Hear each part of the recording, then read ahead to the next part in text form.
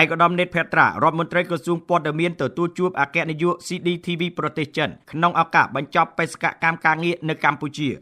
នារសៀលថ្ងៃទី12ខែសីហាឆ្នាំ2026ឯកឧត្តមនេតភត្រារដ្ឋមន្ត្រីក្រសួងព័ត៌មានបានអនុញ្ញាតឲ្យលោកហងជីងអគ្គនាយកក្រុមហ៊ុន CDTV ចូលជួបសម្ដែងការគួរសមនិងជម្រាបលាក្នុងឱកាសដែលលោកត្រូវបញ្ចប់បេសកកម្មការងារនៅកម្ពុជានិងត្រៀមផ្លាស់ប្ដូរទៅបំពេញការងារនៅប្រទេសចិនវិញនាពេលឆាប់ៗខាងមុខក្នុងជំនួបនេះលោកហងជីងបានជម្រាបជូនឯកឧត្តមរដ្ឋមន្ត្រីអំពីស្ថានភាពអាជីវកម្មក៏ដូចជាលទ្ធផលនៃការអភិវឌ្ឍរបស់ក្រុមហ៊ុន CDTV ក្នុងអំឡុងពេលបំពេញប្រតិបត្តិការនៅកម្ពុជា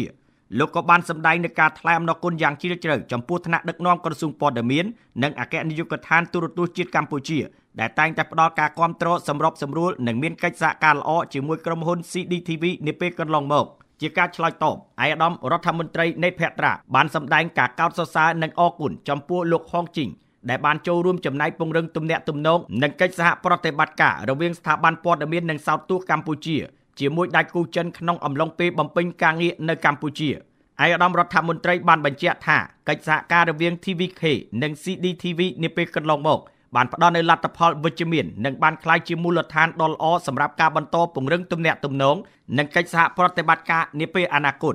ឯកឧត្តមរដ្ឋមន្ត្រីបានជំរុញឲ្យភាគីពាក់ព័ន្ធបន្តរក្សានិងបង្កើនកម្រិតនៃកិច្ចសហការរវាងទូរទស្សន៍ជាតិកម្ពុជានិង CDTV ឲ្យកាន់តែស៊ីជម្រៅជាពិសេសតាមរយៈការរៀបចំនិងផលិតកម្មវិធីរួមគ្នាដែលមានគុណភាពនិងផ្ដល់ប្រយោជន៍ដល់ប្រជាជននៃប្រទេសទាំងពីរព្រមទាំងជួយលើកកម្ពស់ការយល់ដឹងអំពីវប្បធម៌ប្រពៃណីសង្គមនិងសក្តានុពលរបស់កម្ពុជានិងចិនឯកឧត្តមនេតភត្រាបានលើកឡើងថាការផ្លាស់ប្ដូរភារកិច្ចរបស់លោកហងជីងមិនមែនជាការបញ្ចប់ទំនាក់ទំនងនោះទេប៉ុន្តែជាឱកាសសម្រាប់បន្តពង្រឹងចំណងមិត្តភាពនិងកិច្ចសហប្រតិបត្តិការដែលមានស្រាប់ឲ្យកាន់តែរឹងមាំនិងមានប្រសិទ្ធភាពបន្ថែមទៀតឯកឧត្តមរដ្ឋមន្ត្រីបានបង្ហាញជំនឿថាទំនាក់ទំនងល្អដែលបានកសាងឡើងក្នុងអំឡុងពេលកន្លងមកនឹងបន្តជំរុញឲ្យមានកិច្ចសហការថ្មីៗនិងគម្រោងផលិតកម្មវិធីរួមគ្នាដែលកាន់តែមានភាពច្នៃប្រឌិតនិងទូលំទូលាយជាមួយគ្នានេះឯកឧត្តមរដ្ឋមន្ត្រីបានជូនពរលោកហងជីងឲ្យទទួលបានជោគជ័យក្នុងបេសកកម្មថ្មីនៅប្រទេសចិននិងសង្ឃឹមថា